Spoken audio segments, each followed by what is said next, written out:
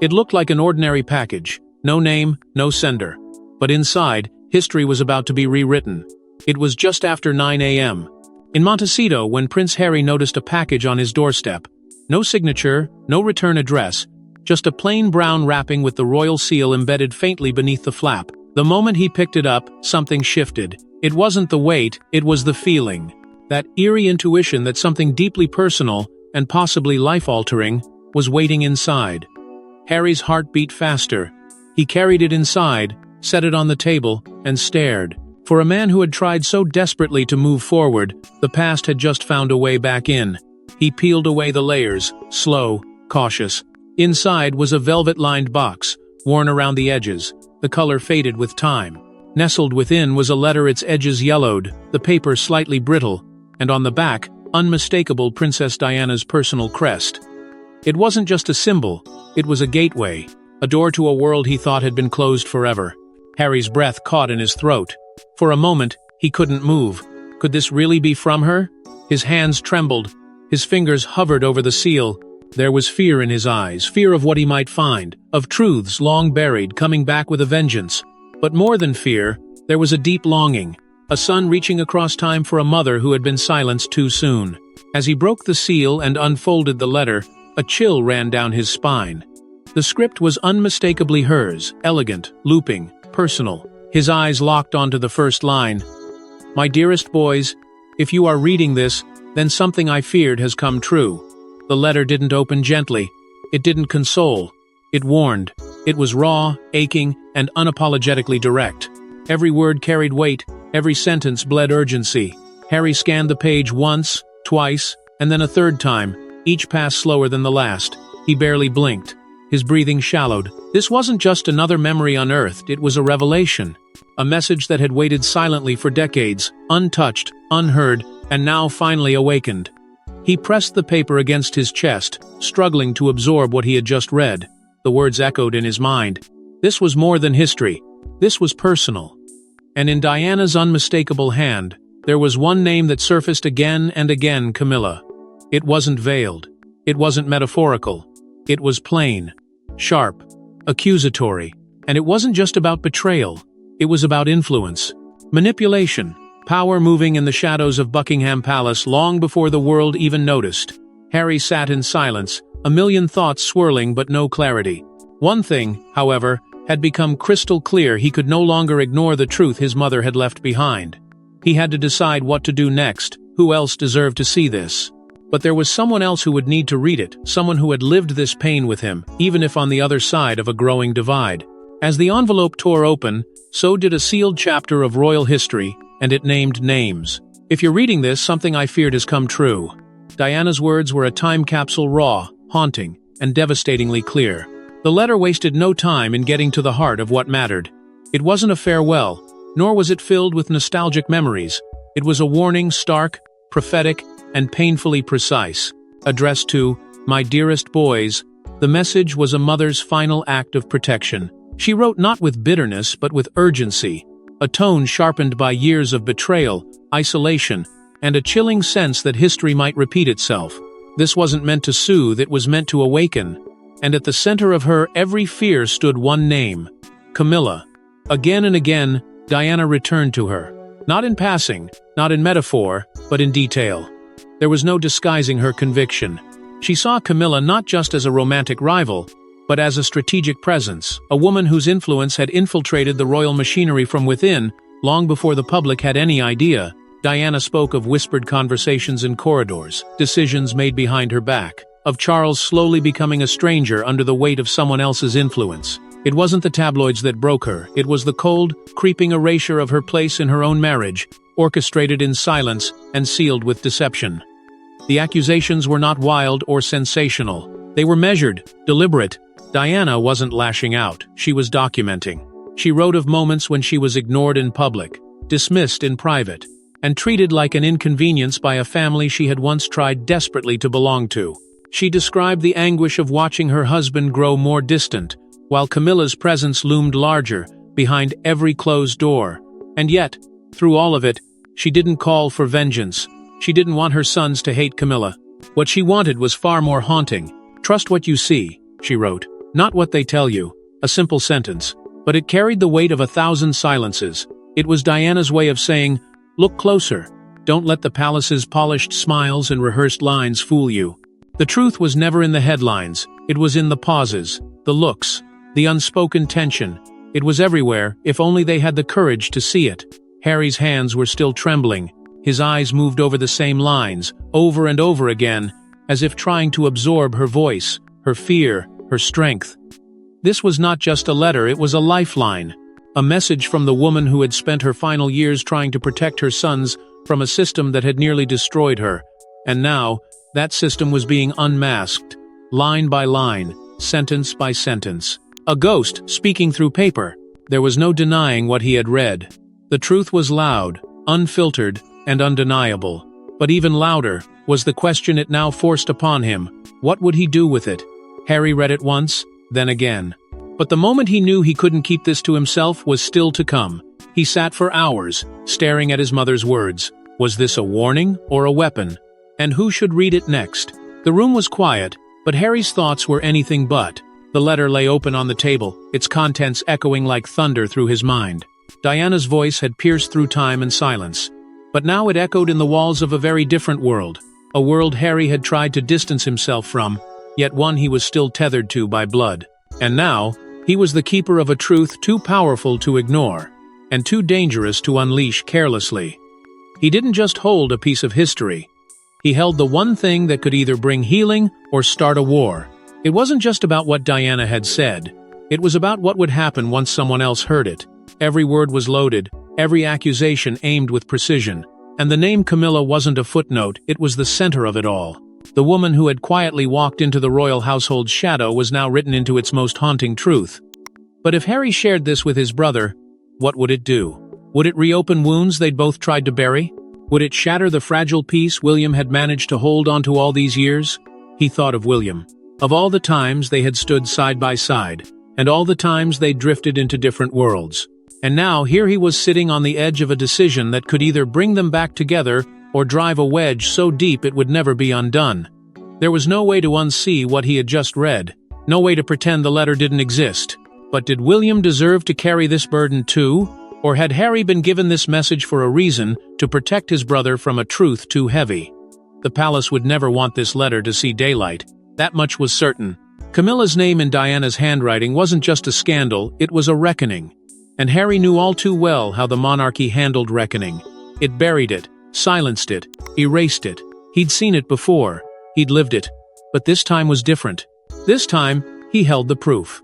This wasn't a tabloid rumor or a media spin. This was Diana, unfiltered. And that made it undeniable. Every instinct told him to be cautious, but every word in that letter told him otherwise. Protect each other, Diana had said. Not protect the throne, not protect reputations. Each other. That was the part he couldn't ignore. The part that wasn't about headlines or palace protocol, but about blood. About loyalty. About the only other person in the world who could possibly understand what this letter truly meant. His chest tightened as the decision settled in his bones. William had to know. Not out of vengeance, not to stir the past, but because the past had never truly left them, and it was time to stop pretending it had. But when the letter finally reached William's hands, it hit him like nothing ever had. For 10 full minutes, he said nothing, just flipped the pages back and forth, then whispered, "I wasn't ready for this." The air between them was still, not tense, not angry, just painfully still. Harry had said very little when he arrived, only that they needed to speak somewhere private, far from advisors, press, and protocol. No staff, no titles, just two brothers, and the weight of something too heavy to carry alone. When Harry finally handed over the letter, he didn't explain.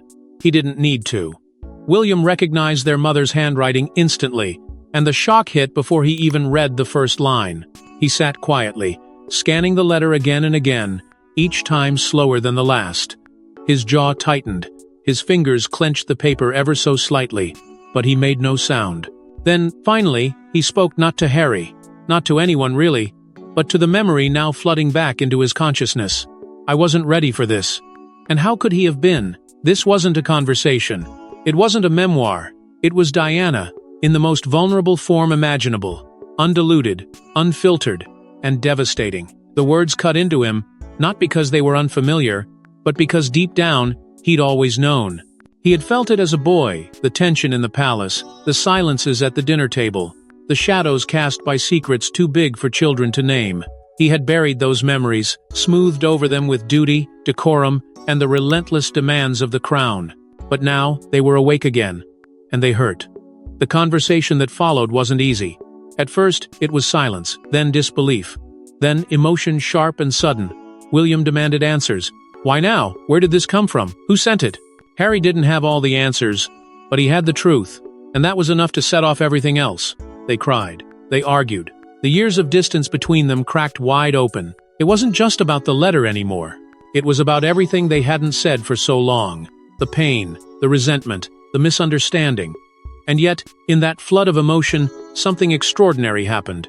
They started to remember not the titles, not the roles, but who they had been before all of it. Just two boys. Two sons of a woman who had loved them more than anything in the world. They laughed at old memories, moments buried under years of tension. The way Diana used to dance barefoot in the hallway. The secret trips for burgers. The way she'd smile when they fought and tell them, "You'll always be each other's anchor." By the end of the conversation, the air between them had changed. It wasn't healed. Not yet, but it was open. For the first time in years, there was room for something more than just the crown. There was room for brotherhood. But even as they sat with that fragile peace, one question lingered like a storm cloud on the horizon. What now? Should they protect this letter? Keep it a private message between two grieving sons? Or did the world deserve to know the truth Diana had left behind? But before they could decide, someone else found out, someone who should have never seen it. She didn't shout. She didn't argue. She just stared out the window and cried. It was the one thing she never thought would return Diana's voice. The knock came softly, but its consequences were deafening. A senior aide, normally calm and composed, entered her private quarters with a pale face and downcast eyes. Camilla looked up, sensing the storm before it was spoken. "There's something you should know," he said. The words were few, but they shattered the calm she had fought so long to build. Diana's letter had been found, and it had her name in it over and over again.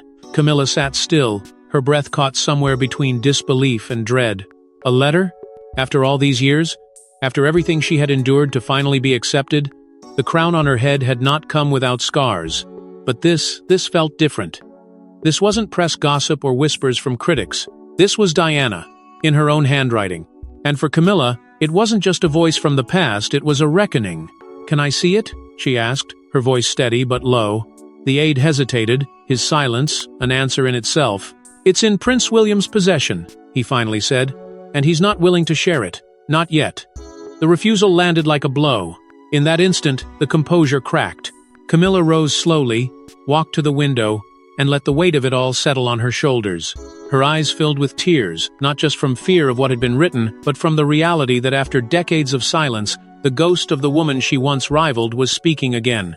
For years, Camilla had endured the public scorn, rebuilt her image through quiet dignity, charity, and loyalty. She had worked tirelessly to step out of the shadow of scandal and into the light of acceptance. And just when she believed the tide had finally turned, the past had found its way back. Not through tabloids, not through gossip, but through Diana herself, sealed in ink, wrapped in truth. By evening, Camilla made a decision. No press statement.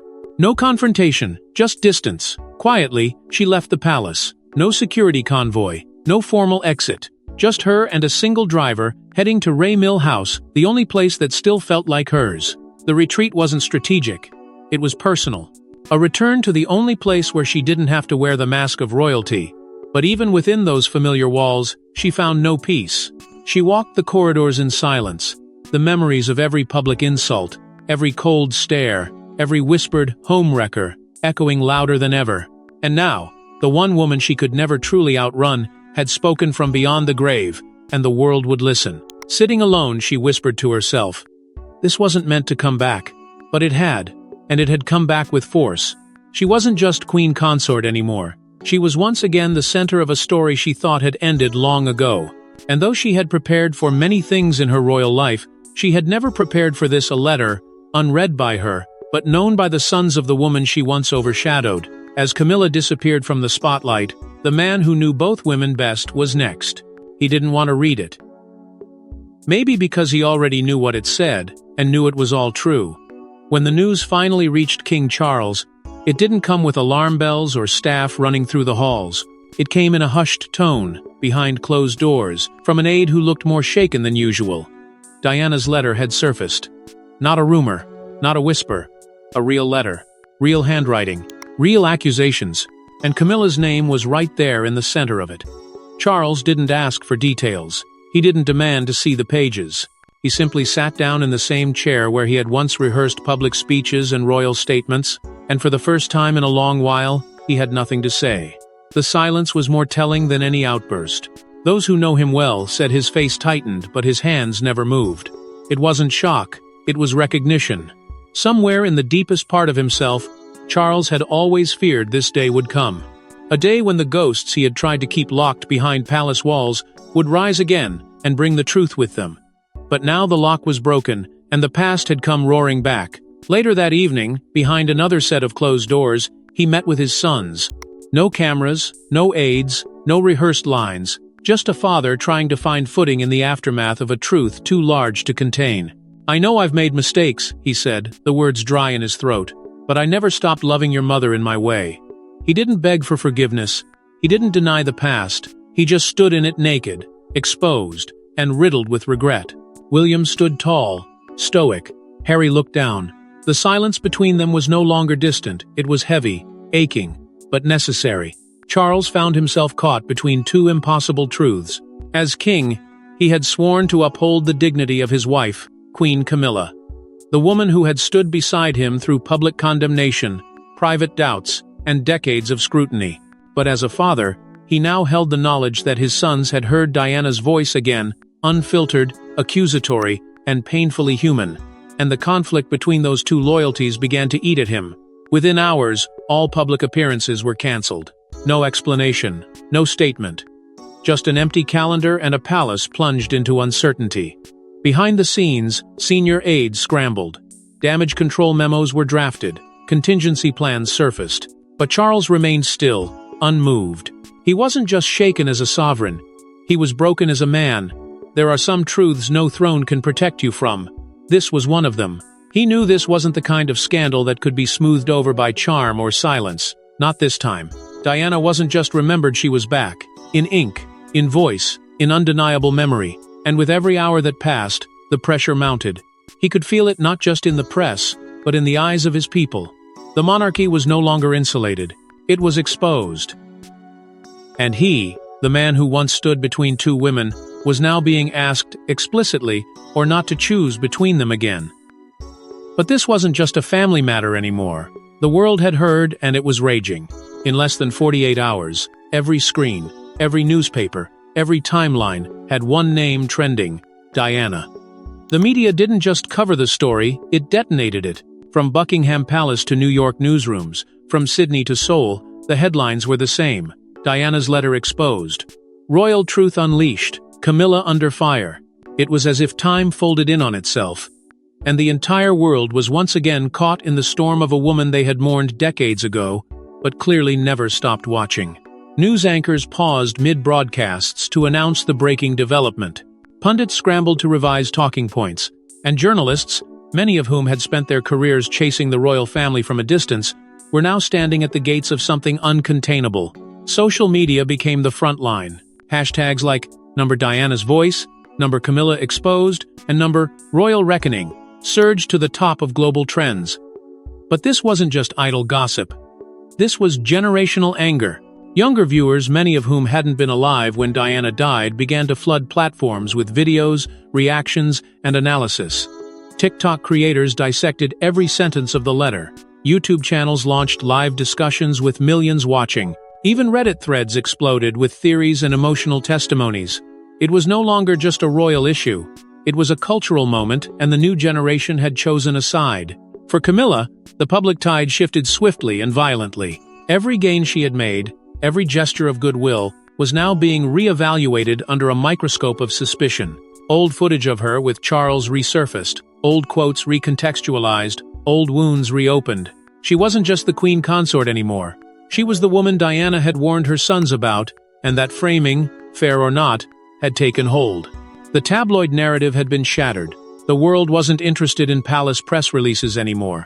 They wanted unfiltered truth, and Diana had delivered it from beyond the grave. Meanwhile, Diana's image transformed. She wasn't just a beloved figure. She became a truth-teller, a prophet, a tragic voice who saw through the monarchy's polish and dared to speak. Her interviews, once dismissed as emotional or controversial, were now playing on loop across television networks. People weren't mocking her vulnerability. They were revering it. In a world still struggling with how to treat powerful women who speak their pain aloud, Diana's letter was a lightning rod, and the thunder had arrived. Public discourse quickly turned to accountability. If Diana had seen what was happening behind palace doors and named it, what did that mean for those still inside? What about the roles they played, the decisions they made? Was Camilla's rise to queen built on silence, strategy, or something darker? The questions were not whispered anymore. They were shouted. Protesters gathered outside royal properties with signs reading, "Diana warned us, and the people remember." Petitions began circulating online calling for official statements, investigations, even reconsideration of Camilla's public role. And yet, the palace said nothing. The silence was deafening. Every hour without a response only added fuel to the fire. The institution that had long prided itself on dignified detachment now looked out of touch, even complicit. The people didn't want dignity. They wanted honesty. And if the crown couldn't deliver that, they would find their truth elsewhere. And while the media hunted headlines, young voices resurrected something far more powerful: Diana's spirit. For a generation that never knew her, she became a beacon. A woman ahead of her time, rediscovered, reawakened. The wave of public emotion didn't fade. It deepened. And as Diana's words continued to echo through news cycles and social feeds, something unexpected began to take shape. Young people, those born years after her tragic death, were suddenly consumed by the story of a princess who never quite fit the mold, who spoke out when she wasn't supposed to, who chose vulnerability over image.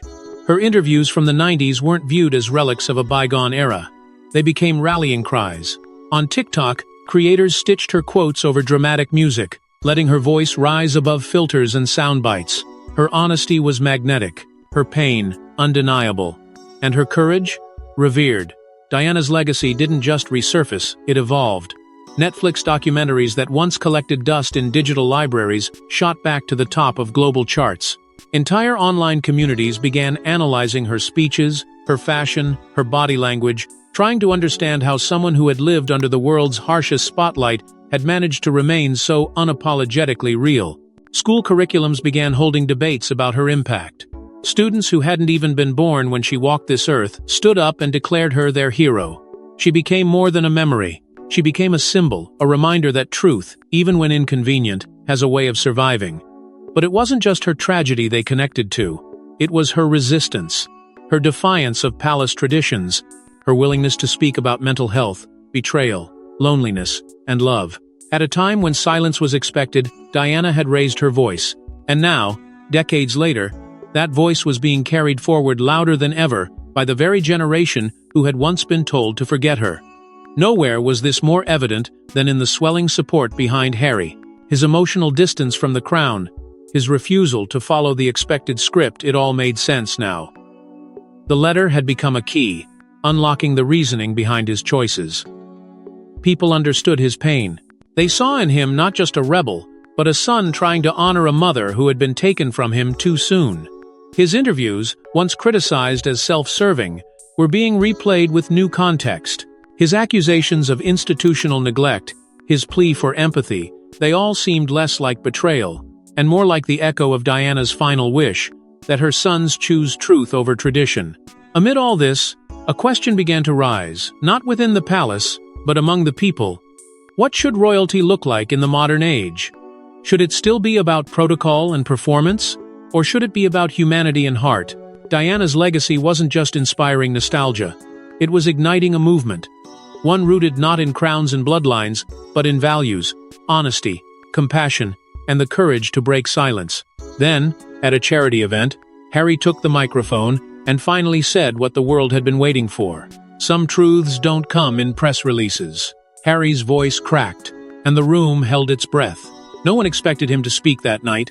It was just a quiet veterans gala, low profile, Outside the palace circuit, no official agenda, just Harry being Harry.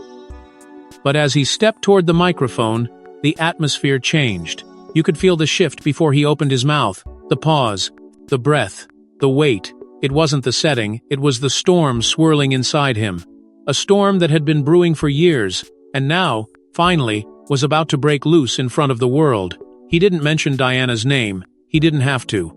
Every syllable he spoke carried her presence. He began by thanking the veterans, honoring their strength, their sacrifices, their silence. But then his tone shifted lower, heavier, more deliberate. Sometimes, he said, the truth doesn't come dressed up in headlines or wrapped in royal statements. Sometimes it comes from a place of pain, from voices that were never allowed to finish their stories. His voice trembled, but he kept going. He wasn't reading from a script. This was raw, unfiltered, personal. He didn't speak as a prince. He spoke as a son who had lost his mother too soon, then spent 2 decades trapped between duty and grief. He spoke of what it means to be unheard and unseen, how even within the grandest institutions, human pain can be swallowed and forgotten. To those who've ever felt invisible, he said, "You're not alone, you're not crazy, and you're not wrong." It wasn't a statement, it was a confession, and the audience knew it. The silence that followed wasn't awkward, it was sacred. Then, slowly, the room rose to its feet. A standing ovation, not out of tradition, but out of solidarity. They weren't clapping for royalty, they were clapping for courage, for vulnerability, for truth. The moment exploded online. Within minutes, clips of Harry's speech were shared across every platform. Headlines called it his most powerful moment yet. TikTok flooded with reactions, Twitter trended with Harry speaks, and YouTube creators dissected every word like scripture. But more than the viral moment, it was the meaning that stuck. For millions around the world, Harry had become the emotional bridge to Diana's legacy. Her voice had cracked open the monarchy's shell, but his voice made sure it echoed. He wasn't rebelling. He was remembering. And the public saw it, felt it, and stood with him. It wasn't a political act. It was a deeply human one. And that, more than anything, exposed the cracks within the system that had tried so hard to maintain control. The old tools, denial, silence, optics, no longer worked. Not when one of their own had stood up and told the world, "The truth lives, even if it hurts." But as Harry rose, the palace crumbled from within. Now, the monarchy stood at its most fragile edge. 1 letter, 2 sons, and a royal institution on the brink of something it can't control. Inside the palace, the atmosphere shifted from silence to subtle panic. What had begun as a family wound had evolved into a national reckoning. Behind closed doors, royal advisors were divided. Some clung desperately to the notion that this storm would pass, that time, discretion, and royal tradition would settle the chaos. But others weren't so sure. Whispers about succession began surfacing, not because King Charles was incapable, but because the monarchy, as it stood, was no longer seen as unshakable. The crown wasn't just tarnished, it was trembling. Camilla's continued absence only deepened the uncertainty.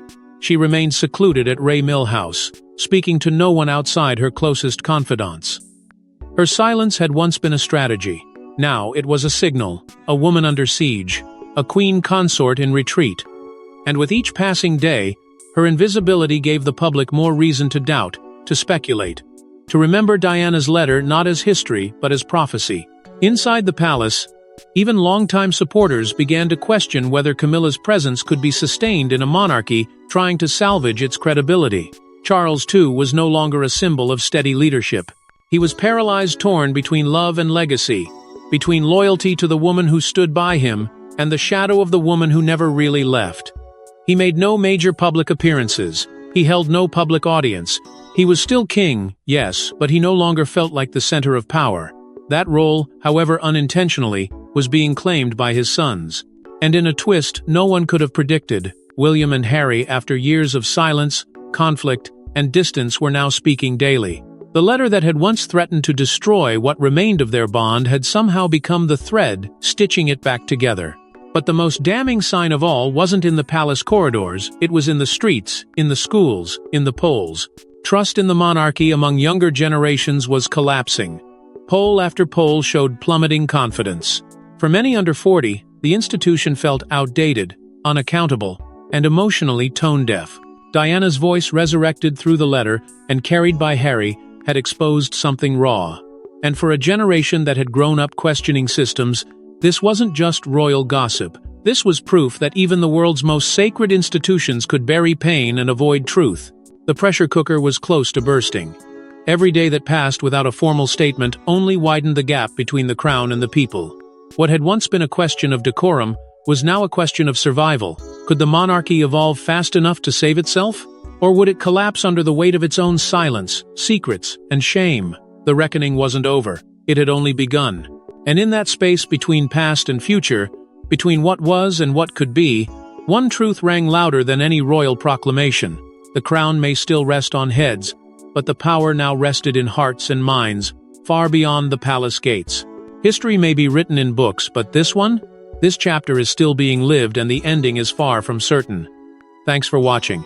Don't forget to like and subscribe, and we will see you in the next one.